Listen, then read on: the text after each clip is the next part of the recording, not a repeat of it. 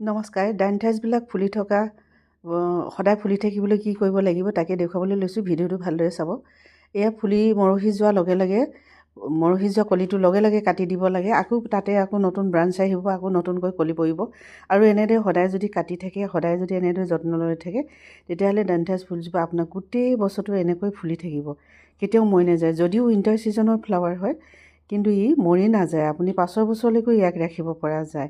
ইয়াক কাটিঙৰ পৰা লগাব পৰা যায়, গুটিৰ পৰা লগাব পৰা যায়। ইয়াৰ গুটিবোৰ যদি বুঢ়া হ'বলৈ দিয়া হয়, তাৰ গুটিটো পৰি তাৰ পৰাও পুলি ওলায়।